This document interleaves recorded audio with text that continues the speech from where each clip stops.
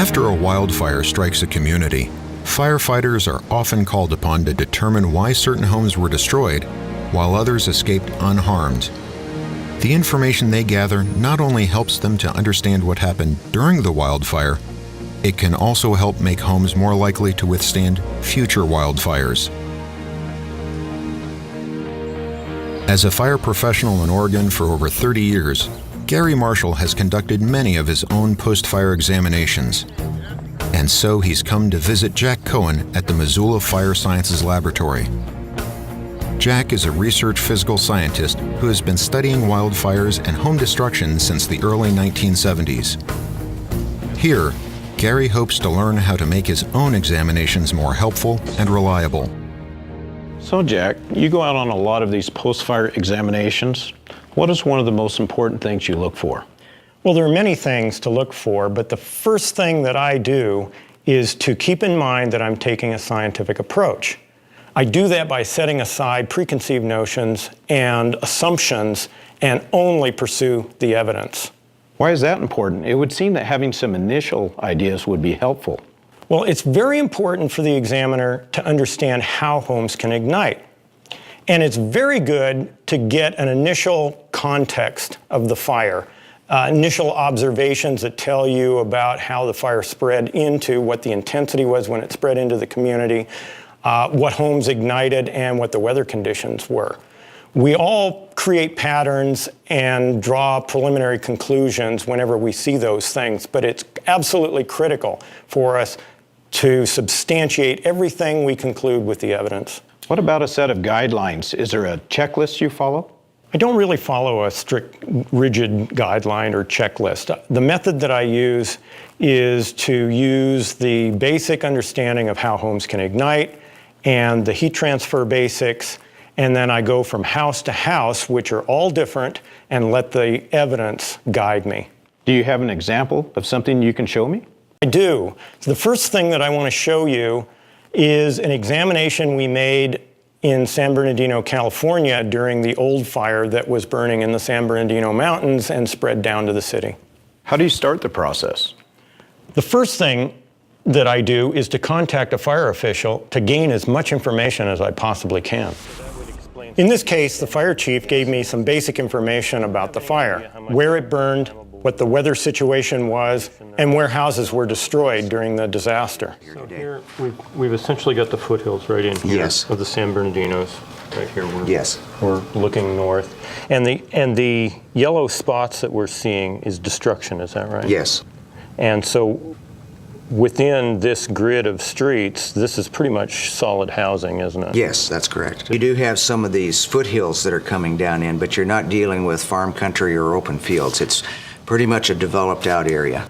Well, it's interesting because, you know, we can look at this map and we see considerable concentration of destruction down in here, and then, you know, some hopscotching, but look at over here. Yes. Looking at the map, I noticed that one house in a particular area was destroyed amid the survival of all of its neighbors.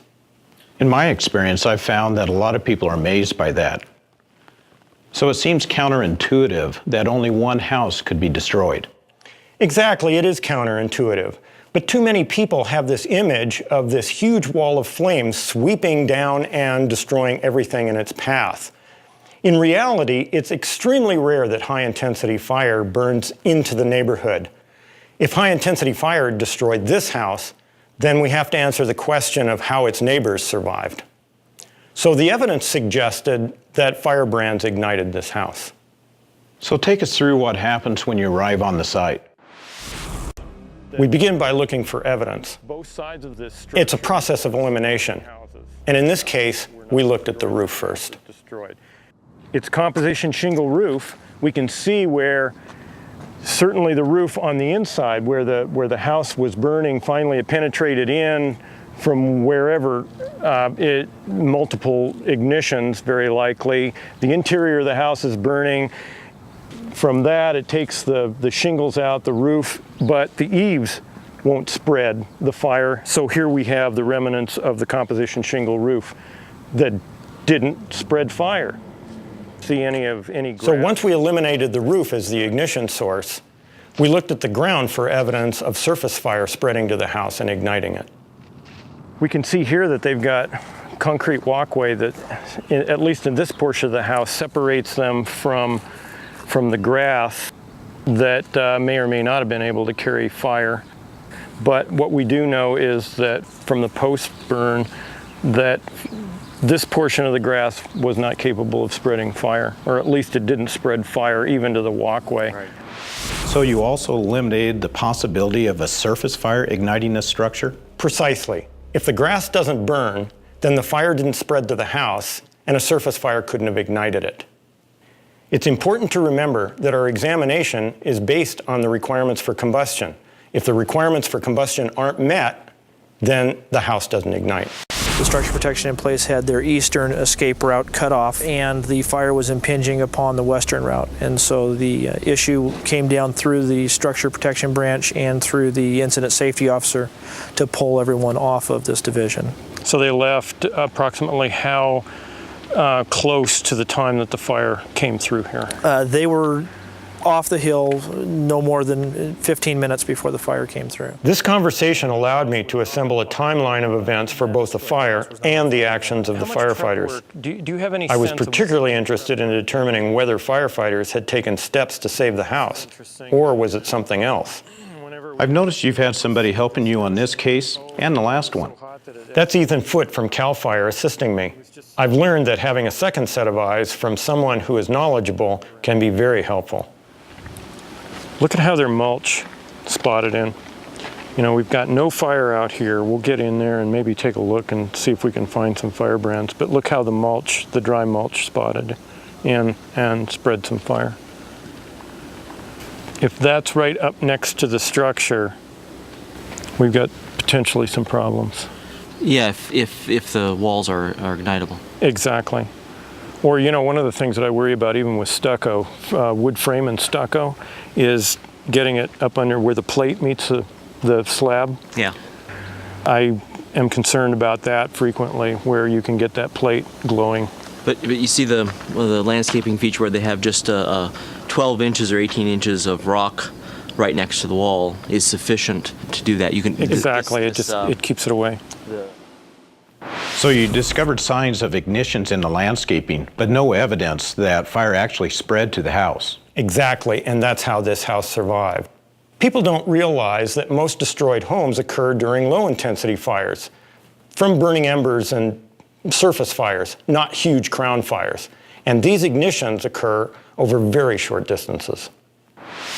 See if we can find anything on the deck that would give us any kind of a hint of branding. I'm not really seeing anything. You know, usually you can find, where there are heavy brands being lofted, usually you can find evidence of some kind of charring. But I'm not seeing anything. Here we've got a spot ignition that occurred there's quite a bit of mulch and dry leaves in here. And we got a spot ignition, but it is separated from the house by a considerable amount. Finding only isolated examples of spot ignitions suggests that this home did not endure a high firebrand exposure. This demonstrates that if a home is not exposed to flames and firebrands, the wildfire intensity just doesn't matter. And what we're seeing here is, you know, the hills are black. The fire came through here, and it was very impressive, and yet this house is isolated from the rest of that fire. Essentially, the requirements for combustion right here at this house are disconnected from the rest of that fire, with the exception of the firebrands. And within this location, what ignited from the firebrands was disconnected from the house. Jack's post-fire examinations are always built upon an understanding of the home ignition zone. This zone is an area that includes the house in relation to its immediate surroundings, extending about 100 feet from the home. And what matters are the building materials and design, the type, placement, and condition of the vegetation within the zone, as well as the debris on and next to the home. So while it's helpful to understand what the overall wildfire burning conditions were at the time, that won't tell you about the home's actual exposure to firebrands and flames, and it won't explain how the home was destroyed or why it survived. It's tempting to make assumptions based on preconceived notions about fuel treatments in the wildland or the extreme wildfire conditions, but that's ultimately misleading. Instead, evidence for a destroyed home must be found within the home ignition zone and nowhere else. And this usually means within a few dozen feet of the house. In the case of this home, firebrands caused some spotting within the home ignition zone. But since the yard was landscaped with rocks and had little flammable material close to the home, the low-intensity fires were of little consequence. You know, Jack, I've been in firebrand showers before, and I know how spot fires start, but a lot of people just don't understand how small embers can take down an entire home. Exactly. It's very counterintuitive. Because embers are just a nuisance to us, we discount the fact that they're a major threat to the house. Let's take a look at a demonstration we did at a lab in South Carolina where we simulated firebrand exposure. So here we have our simulated firebrands from our generators under a moderate wind condition, and look at the brands as they're coming over to the house. They're igniting here at the base where we've got pine needles. It's going to ignite over here where we've got mulch, bark mulch, and up here on the roof where we've got pine needles, as well as in these gutters where we've got pine needles. The gutters are metal and vinyl. We've got vinyl on the side, fiber cement, and comp board. I'm really surprised how fast this fire and the fuels against the home is burning so quickly. Exactly. Once the firebrand exposure starts, we get ignitions, and then we've got fire spreading independent of the wildfire around the house. And note that with the people here, we don't have a high heat exposure. That means in this simulation we don't have high heat, but what it means is that the wildfire never got there, except for the firebrands. So how long do these ember showers last? Well, they last about as long as the fire lasts, and that is in that general area, which is about 30 to 50 seconds. So what you're saying, we need to be focusing on the small flame or embers, not the large flame. Exactly. And so our attention should be drawn to those fuels around the house and on the house that can ignite from firebrands and then ignite the house. This demonstration in the lab was a controlled experiment similar to an actual high-intensity crown fire situation that Jack studied in Cedar Glen, California. When we first come into an area like this, our first impression is that we've got total devastation, that the fire came through here and this is what we have remaining, nothing but total devastation. But first impressions can be deceiving. Well, that was certainly the case in this neighborhood. It first appeared that a massive crown fire destroyed these homes, but then we started looking at the details in the home ignition zones. Oh, well, we've got crowned out trees, we've got consumed trees, but let's take a look at the trees that were consumed right here in the vicinity of the house, but let's make sure that our view goes beyond that. And what we see here is consumed canopy right here in the vicinity of the structure, and then we go out away from that and we see unconsumed canopy. As we go away from this house, what we can see is that the degree of char on the trees is actually decreasing as we go away from the house. We can see that there's a considerable amount of char facing the totally destroyed structure there, and we know that it's not because of the wind direction, because as we go around the entire house, we see the same pattern on the upwind side as well as the downwind side. The crown fire didn't come into this site. The torching occurred right here because of the home being destroyed. This example reveals the pitfalls of first impressions.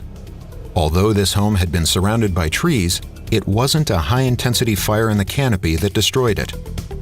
Firebrands and low-intensity surface fire ignited the home, but the convection and radiant heating from the burning structure then caused the canopy to burn. Jack based this conclusion on two observations. The charring on the surrounding trees all faced towards the house, and the destruction of the canopy actually decreases away from the home. Jack then examined what was left of the roof. In this particular case, what we can see from the evidence is that this roof was composition shingle, fiberglass composition shingle, we can see that the fiberglass matting in the shingle is still remaining, and we can see this woven pattern of the shingles, and particularly over here we can see that woven pattern of the shingle. So this structure had a non-flammable roof on it, so we know that the ignition wasn't due to an ignition on the roof material and spread across the roof. But let's take a With look firebrands and igniting see the roof how much ruled out, surface fire the grounds around the home were searched for we know clues. ground fire didn't spread, but there's a tremendous amount of surface burning that came in to this particular area. Lots of deep ash from what was needles and duff material.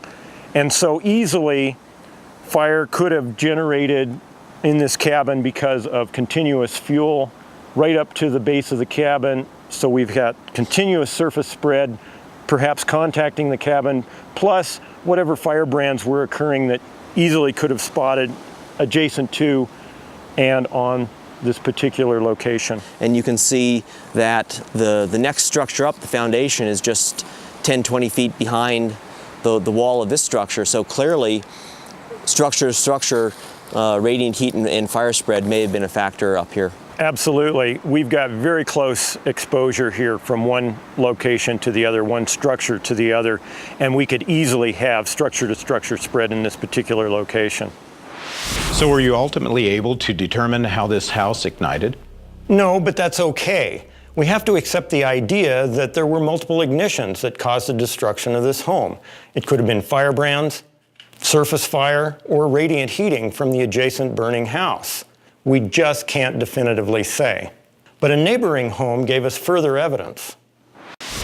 Well, when we see this total destruction, our general perception would be that everything should be destroyed. But let's take a look and see what isn't destroyed. Look up the hill and see that we've got a surviving house. So is this one of those miracle houses that we hear about so often? Well, the miracle here is that heat transfer just doesn't go very far from one house to another. The requirements for combustion can be met or not met in very short distances. Once again, Jack and Ethan studied the home ignition zone. The canopy is opened up here.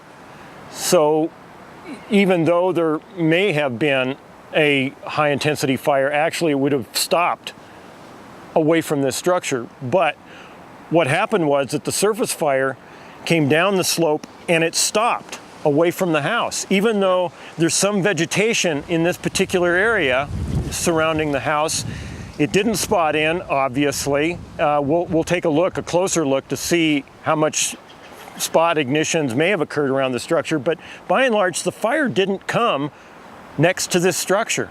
It stopped out here on the surface. It doesn't take very much separation for the house to survive then. That's exactly right. We can see that there's pine needle deposition on the other portions of the roof, and we also see that there's a considerable amount of material that should be flammable around the base of the structure. So what does this tell us? It tells us that this structure didn't experience a high intensity firebrand exposure. The homeowners had reduced their vulnerabilities where it counted, in the home ignition zone.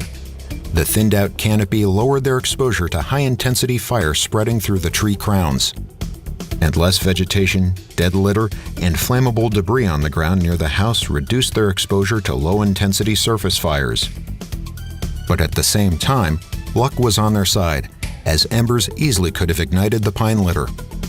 That's why the examiner needs to consider all of the exposures at the site. There's another point here. These homes were located in a narrow canyon. Not only is it hard for firefighters to reach them, it was dangerous for firefighters to stay and defend them. Not only that, there's simply not enough firefighters and equipment to protect all the homes during a large fire like this. So homeowners can't always rely on firefighters to be there. Actually, all homeowners in the Wildland Urban Interface need to take steps to increase the likelihood that their homes will survive a wildfire on their own without any help from firefighters. So what you're saying, Jack, it's really the homeowner's responsibility. Exactly. They own it. They're the only ones with the authority to make the necessary changes within the home ignition zone. But as firefighters, what we can do and have to do is educate and convince homeowners to make fire-wise improvements to their property. Yes, the insights we gain from doing these post-fire examinations help homeowners prepare their properties and make firefighters more effective during these extreme wildland urban interface fires. This has really been helpful, Jack. Thanks for taking the time to talk with me today. My pleasure. During Gary's visit to Missoula, it became clear that a reliable home destruction examination is based on three things: detailed observations, scientific principles, and an understanding of the home ignition zone. During the conversation, several basic rules of thumb also emerged. Never assume the obvious conclusion. Don't let your preconceptions blind you to what is really there. Continually question what you're concluding and follow the evidence. Analyze what you actually see. And don't expect to pinpoint the exact ignition spots. In fact, in the end, you may only be able to determine what didn't cause the ignitions. And that's an acceptable conclusion. You don't need an exact cause to determine the relationship between the wildfire and the home destruction. But the insights that you gain can inform homeowners about fire-wise actions they can take to make their homes safer and help their communities survive the next wildfire. There are many resources available from the FireWise website and catalog that will help show how to work with homeowners to make their homes safer. Visit firewise.org to learn more.